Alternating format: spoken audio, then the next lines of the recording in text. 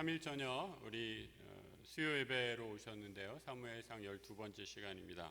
오늘 굉장히 더우시죠? 장마가 끝난 건지 장마가 없어진다고 그러는데 오늘 뭐 비도 안 오고 엄청나게 더운 날씨인 것 같습니다. 근데 여러분 교회에 들어오면 교회가 제일 시원해요. 그죠? 못 느끼셨나 본데 교회 들어오니까 되게 제일로 시원하더라고요. 그래서 우리 옆에 분들 보면서 한번 이렇게 인사해 주세요. 교회가 제일 시원합니다.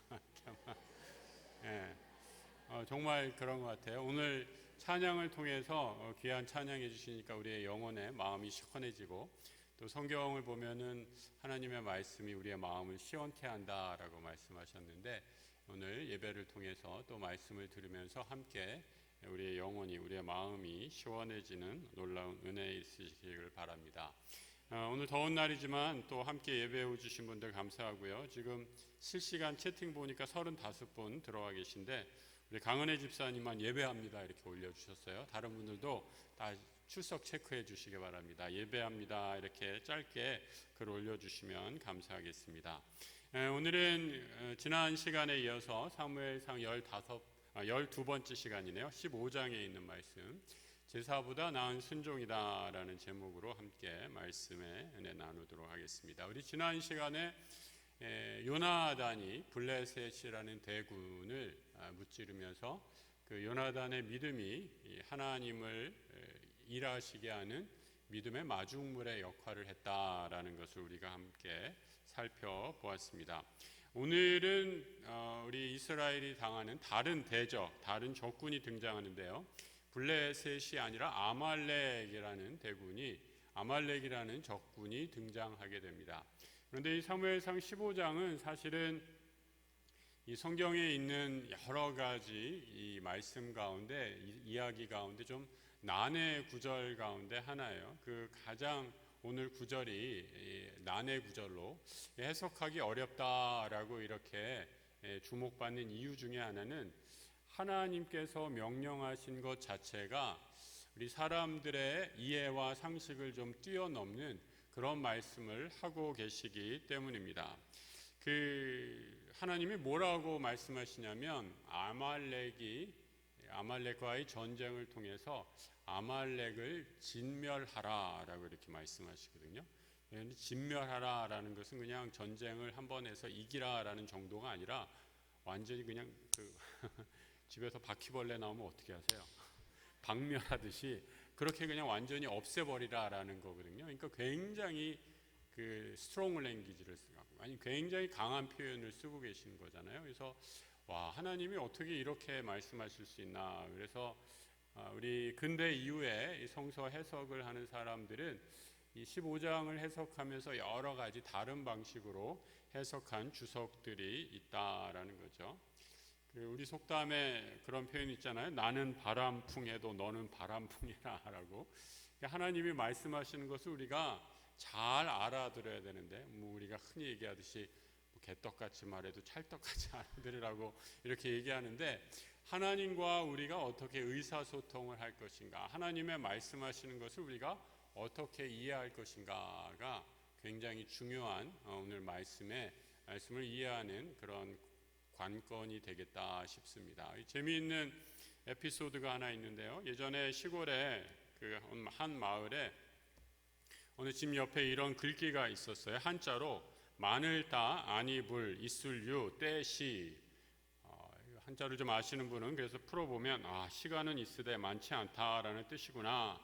지나가는 청년이 이 글귀에 감동을 받아서 어설프게 그냥 해석을 해봤어요. 시간은 있는데 많지 않다. 이게 참 좋은 글귀다. 혹시 숨겨진 뜻이 있을까? 마침 그 집에서 넌닝셔츠 바람으로 나오는 할아버지가 계시길래, 할아버지 저기 써있는 너무 멋진 글귀인데 시간은 있으되 많지 않다. 참 멋있는 글귀네요. 저 같은 청년에게 더 깊은 뜻을 한번 새겨주실 수 있습니까? 이렇게 물으니까 속으셔서 차림에 할아버지가 뭐라 그러는지 아세요? 그거 WC야, WC. 이해를 못 하시는구나. 제가 한자를 다시 읽어드릴게요. 마늘 따 아니 불 이슬 유 때시 합치면 WC. WC가 뭐예요? 네, 화장실. 집 옆에 있는 WC를 한자로 적어 놓으니까 이렇게 멋진 고사성어가 됐다는 거예요. 한여름에 좀 시원하시라고 썰렁한 농담을 했는데, 이렇게 우리가 하나님 말씀을 잘 알아들어야 되는데, 하나님 말씀의 뜻을 잘못 오해하고 곡해하면 엉뚱한 결론을 이룰 수 있다라는 거죠.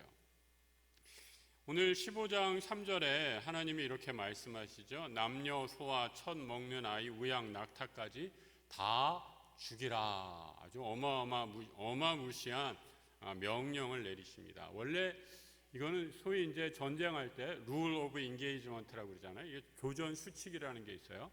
전쟁을 하면 반드시 어느 정도 선에서 적군을 물리치고, 원래 특별히 고대 전쟁에서는 전쟁에서 이기면 그 전쟁에 패한 나라의 가축, 여인들, 그 다음에 남자들은 다 죽이지만 이런 것들은 전리품으로 취하는 것이 원래 고대 전쟁의 교전 수칙이었다라는 거예요. 그런데 하나님께서는 이런 거 온전히 다 무시하시고 다 죽이라라고, 다 진멸하라라고 말씀하시는 것입니다.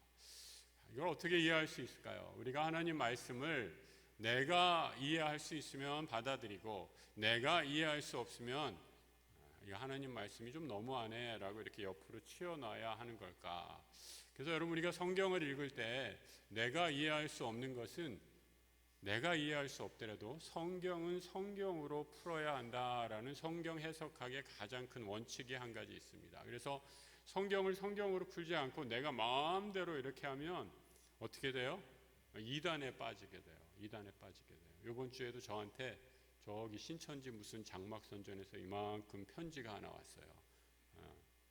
성경을 이렇게 해석하는데, 목사님 보십시오, 얼마나 간절하게 그 편지를 써서 보냈던지. 그 내용을 쭉 보니까 말도 안 되는 해석을 해놨어요. 자기들 마음대로 자의적으로 해석해서 여기에 한번 와보시면 새로운 세계가 열립니다. 그래서 신천지 아니에요? 근데 여러분, 그런 그 거짓 가르침에 우리가 얼마나 쉽게 넘어갈 수 있는가라는 거죠. 성경을 성경으로 풀어야 되는데, 오늘 하나님께서 이 특별히 아말렉에서 왜 이렇게 다 멸하라고 한 것일까? 아말렉에 대한 구절을 찾아보니까 신명기에 25장에 아말렉에 대한 언급이 이렇게 되어 있는 것을 보게 됩니다. 너희는 애굽에서 나오는 길에 아말렉이 내가 행한 일을 기억하라. 그 다음부터 같이 읽어볼까요?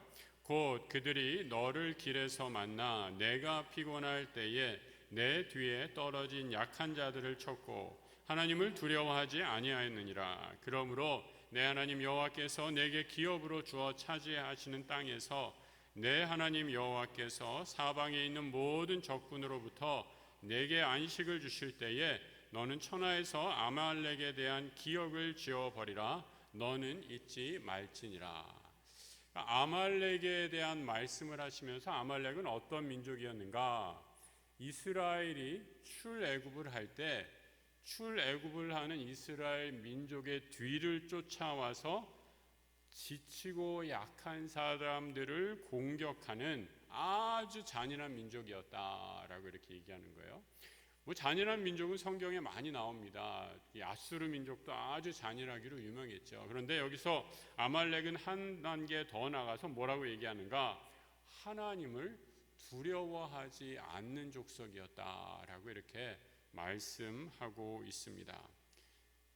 여러분, 하나님이 좋아하는 사람, 하나님이 사랑하시는 사람도 있지만요, 하나님이 싫어하는 사람도 있어요.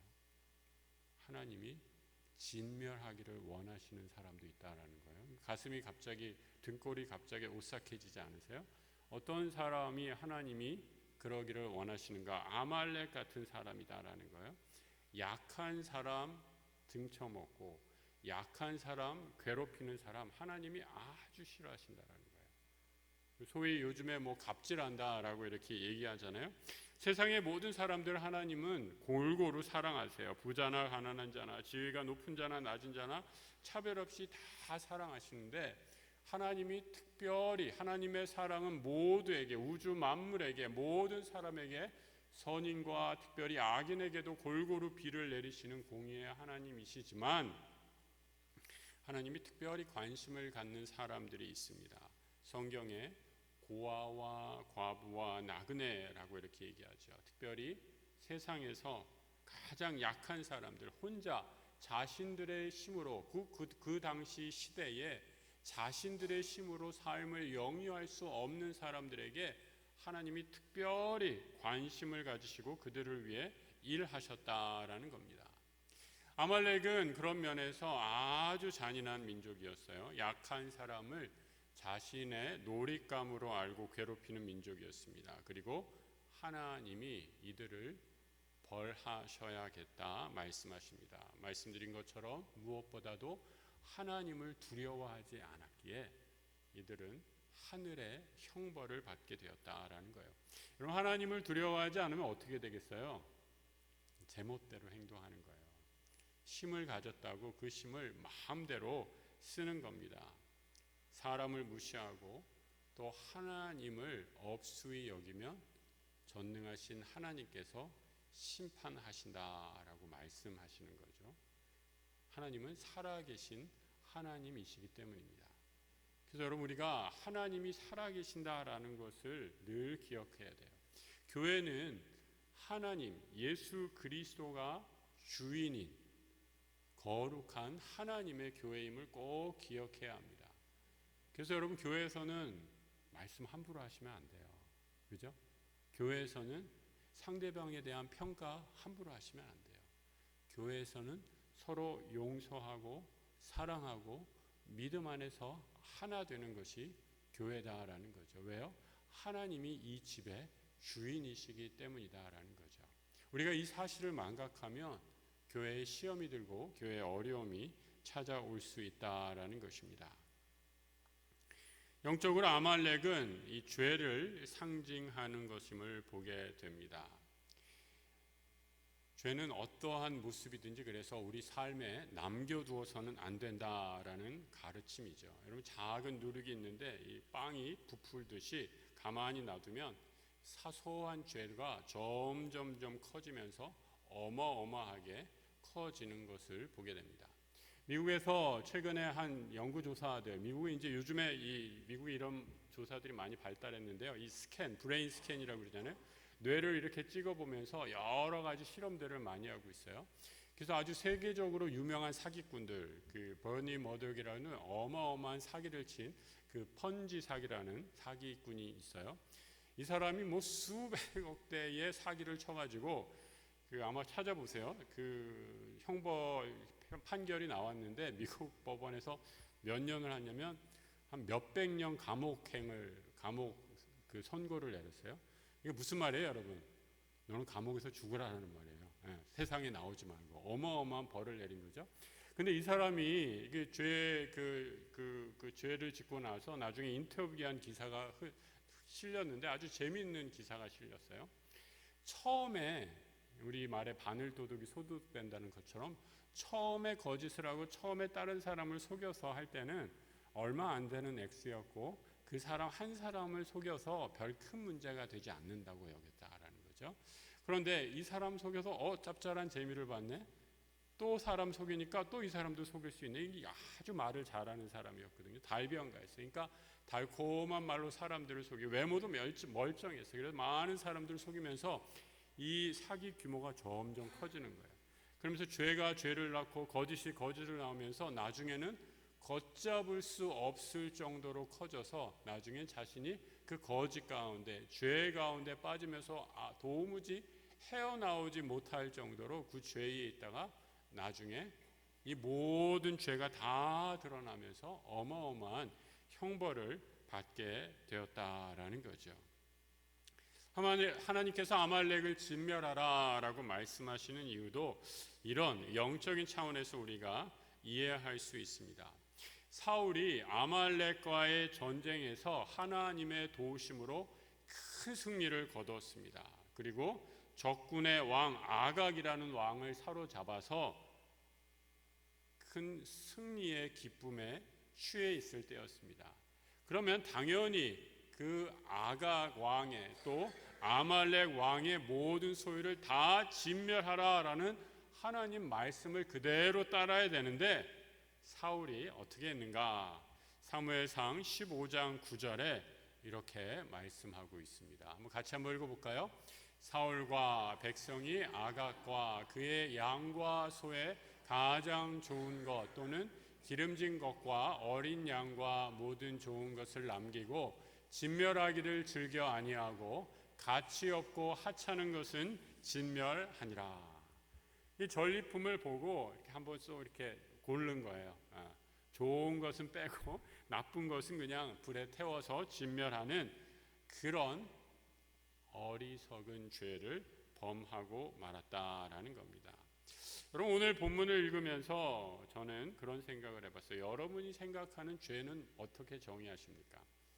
여러분, 죄는 뭐예요?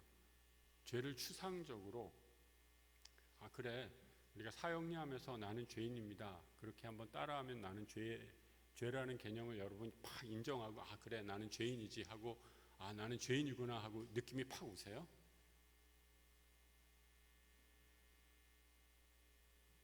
별로 죄인이라는 생각 안 들잖아요, 우리가 솔직히. 그죠?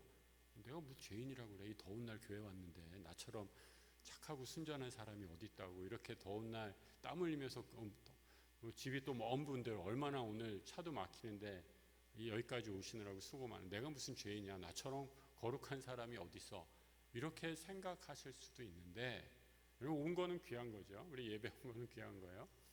그런데 여러분, 그 행위가 나를 거룩하게 만들어주지는 않는다라는 거죠. 성경에서 말하는 죄의 정의, 살인을 저지르고 강도짓하고 남을 못살게 하고 거친 말을 하고 다 죄이죠. 하지만 더 큰 죄는 무엇인가? 오늘 본문에서 살펴볼 수 있는 더 큰 죄는 무엇인가? 죄는 지속적으로 하나님으로부터 멀어지려는 모든 시도, 지속적으로, 이 중에 지속적으로 하나님으로부터 멀어지는 모든 시도가 다 죄다라는 거예요. 예전에 여러분 이런 면에서 보면 주일 성수라는 게 이제 이해가 되는 거죠.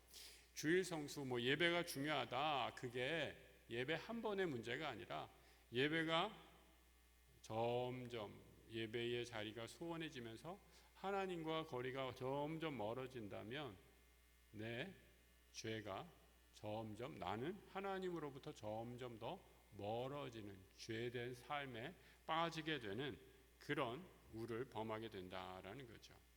사울 왕은 하나님께 기름 부음을 받은 왕이 된 이후에 하나님으로부터 지속적으로 멀어지는 삶을 살게 되었습니다. 작은 것에서 시작했어요. 한두 번 예배를 자기 마음대로 드려도 상관없다 생각했어요. 말씀을 자의적으로 해석해도 상관없다라고 생각했어요. 그리고 오늘 마침내 아말렉 전리품을 자기가 눈에 보기 좋은 것으로, 우리 흔한 표현으로 뭐라 그래? 꼽을 친다고 그러나요? 빼돌리면서 이 더 큰 죄에 빠지는 사울 왕을 보게 됩니다. 이 사무엘상 전체를 통해서 지금 세 번째, 3번 이 죄에 빠지는 사울 왕을 보게 되는 거예요. 세 번 죄를 지으면 어떻게 돼요? 삼진아웃이죠, 삼진아웃. 하나님께서 사울, 너는 이제 스트라이크 아웃이다, 삼진 아웃형을 내리시는 것을 보게 됩니다. 근데 여러분, 이 사울이 이 태도를 보면, 이 죄를 짓고도 이 하는 태도를 보면 이 죄인의 전형적인 모습을 딱 보게 되는 것을 보게 됩니다. 거짓말을 하죠. 그리고 자기 스스로를 정당화하는 것을 보게 됩니다. 이런 모습을 보면서 하나님이 사울을 세우신 것을 뭐라고 말씀하시냐면 후회한다라고 이렇게 말씀하고 있어요. 11절에 내가 사울을 왕으로 세운 것을 후회하느니라라고 말씀하고 있습니다. 이 성경에 후회한다라는 표현이 딱 두 군데, 구약에 두 군데 등장하는데 창세기 6장 5절에서 7절의 말씀입니다. 여기 어떤 내용이 있냐면 이게 무슨 본문이에요? 여러분, 6장에 있는 말씀, 창세기 6장. 노아의 홍수 시기의 말씀이죠. 사람의 죄악이 세상에 가득함, 그리고 마음으로 생각하는 모든 계획이 다 악할 뿐임을 보고, 하나님으로부터 점점 멀어지는 죄에 빠져 있는 인간의 악함을 보고, 다음 6절 한번 보세요. 하나님께서 땅 위에 있는 사람 지으심을 한탄하셨다라고 이렇게 말씀하세요. 그리고 7절에 내가 창조한 사람을 쓸어버리는데 가축 기는 것 공중의 새까지 그리하리니 내가 그것들을 지었음을 뭐라고요? 한탄한다라고 이렇게 얘기하고 있어요. 여기서 한탄한다라는 히브리 말은 님이라는 히브리 말 단어인데요. 아까 우리가 사무엘상 15장에서 하나님이 사울을 왕으로 세우신 것을 후회한다라는 단어와 똑같은 단어입니다. 인간의 죄, 하나님께서 더 이상 참으실 수 없어서 노아의 홍수에 이 모든 죄악을 다 쓸어버리기로 작정하십니다. 사울의 죄가 더 이상 하나님의 인내를 얻을 수 있는 지경을 넘어서게 되자 사울을 심판하시겠다라고 말씀하고 있습니다. 여러분, 이 죄에 빠진 사람의 특징은 아까도 말했듯이 자기가 죄를 져놓고선 그 죄를 인지하지 못하는 거죠. 그러니까 이 죄가 죄를 불러오는 게 얼마나 크고 죄에 대해서 무감각하다라는 게 얼마나 심각한 죄인지 우리가 다시 한번 확인할 수 있습니다.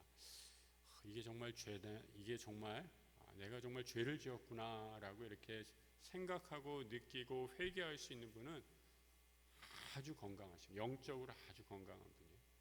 그런데 내가 죄를 지어놓고선도 이 죄를 스스로 인지하지 못하는, 죄의 죄성을 알지 못하게 되면 그야말로 심각한 지경에 빠져 있는 거죠.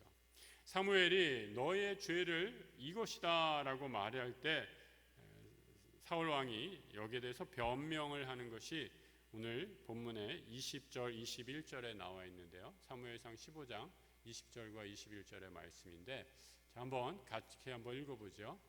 사울이 사무엘에게 이르되 나는 실로 여호와의 목소리를 청종하여 여호와께서 보내신 길로 가서 아말렉 왕 아각을 끌어왔고 아말렉 사람들을 진멸하였으나 다만 백성이 그 마땅한 멸할 것 중에서 좋은 것으로 길갈에서 당신의 하나님 여호와께 제사하려고 양과 소를 끌어왔나이다 하는지라. 거짓말이 아주 기가 막히죠. 이 선수예요. 어떻게 거짓말을 하는가? 나는 아무 죄가 없는데 백성들이 나에게 그렇게 하라고 해서 백성이 명을 어긴 것이지 나는 아니다라고 이렇게 얘기합니다. 이 죄에 전가하는, 남에게 돌리는 그런 죄인들의 전형적인 특성을 보여주죠. 인간이 아담이 원죄를 지었을 때도, 하나님이 금하신 선악과를 따먹었을 때도 아담이 똑같은 반응을 하잖아요. 내가 그만 이 선악과를 먹었느냐라고 이렇게 하나님이 물으시자 아담이 뭐라고 얘기해요?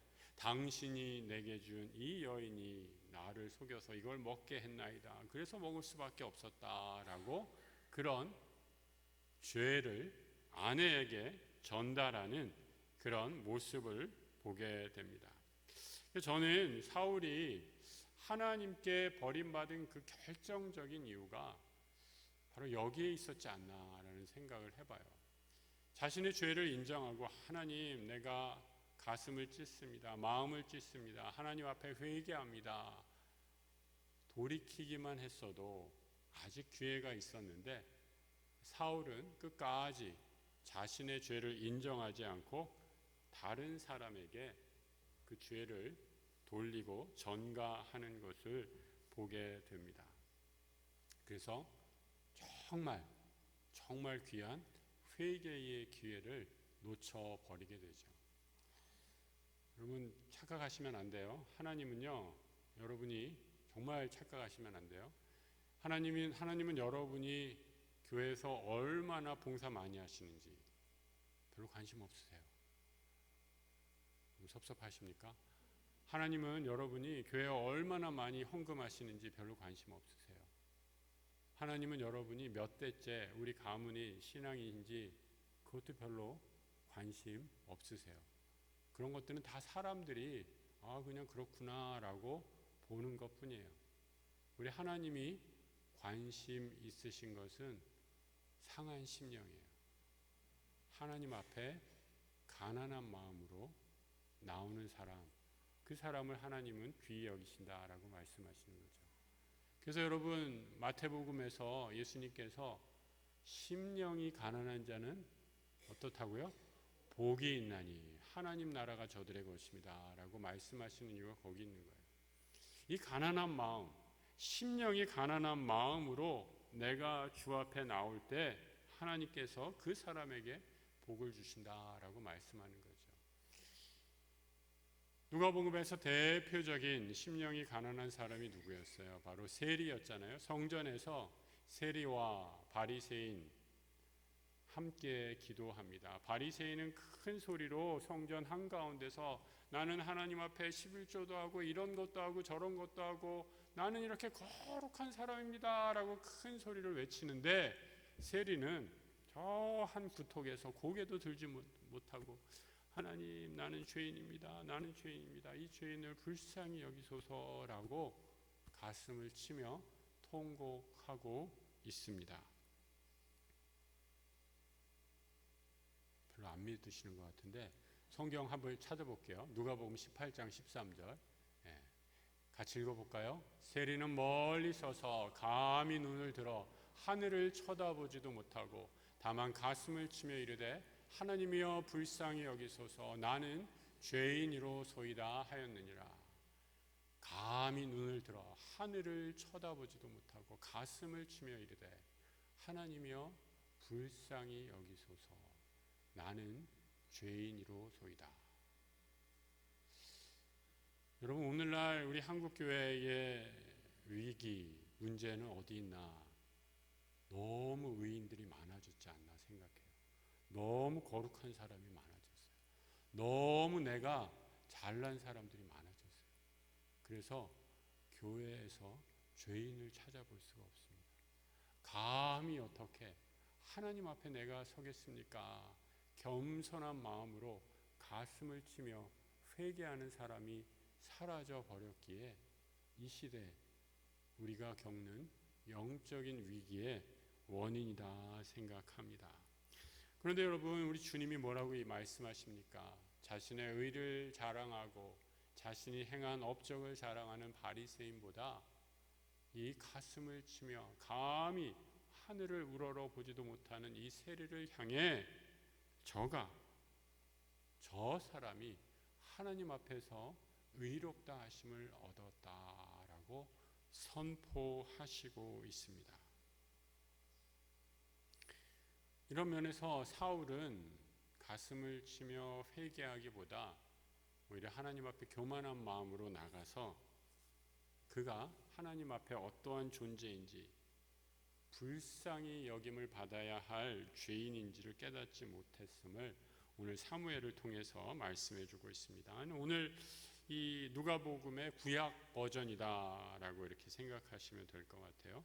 15장 22절과 23절 이렇게 얘기하고 있죠. 같이 한번 읽어보겠습니다. 사무엘이 이르되 여호와께서 번제와 다른 제사를 그의 목소리를 청종하는 것을 좋아하신 같이 좋아하시겠나이다. 순종이 제사보다 낫고 듣는 것이 순양의 기름보다 나으니 이를 거역하는 것은 점치는 죄와 같고 완고한 것은 사신 우상에게 절하는 죄와 같음이라. 여기까지만 읽으시죠. 여러분, 성경에 오실 때 혹시 그 펜 갖고 있으세요?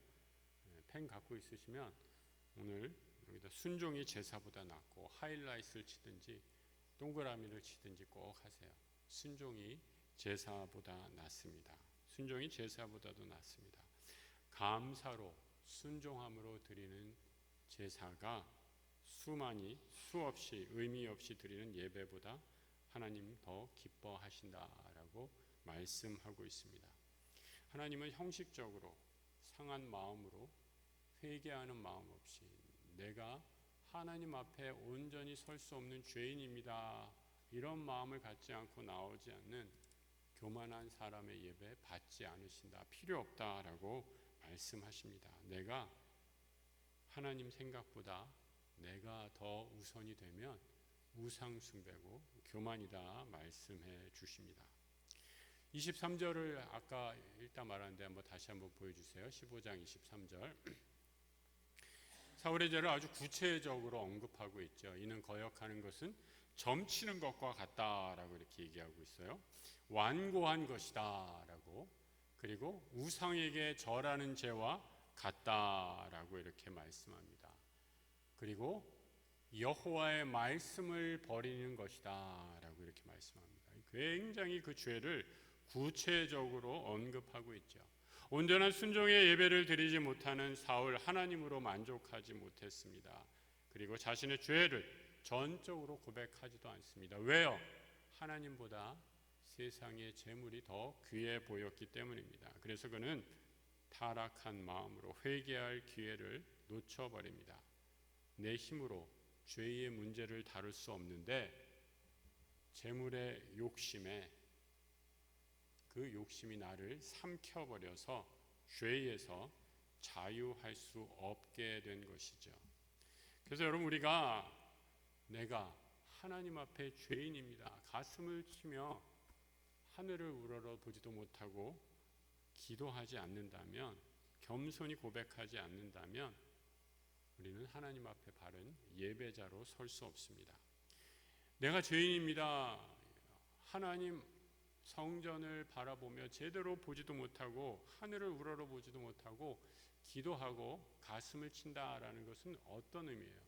내 인생이 하나님 없이는 아무것도 아님을 인정하는 겸손한 행위입니다. 전적으로 하나님만 의지하는 것이죠. 여러분, 이렇게 하나님만을 의지하게 될 때 이 순종과, 영적으로 보면요, 이 순종과 감사가 항상 같이 따라오는 것을 보게 됩니다.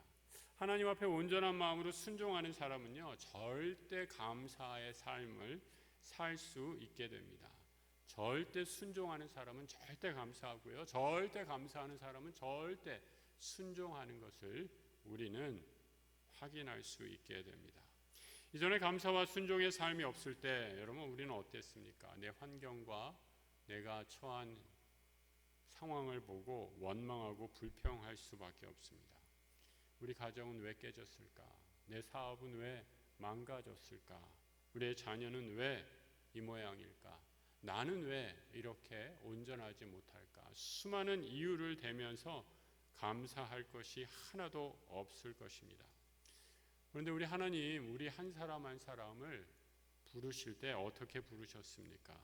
불쌍한 사람으로, 피해자로, 사회와 제도와 불공평의 피해자로 부르신 것이 아니라 우리 한 사람 한 사람을 복의 근원으로 불러주십니다.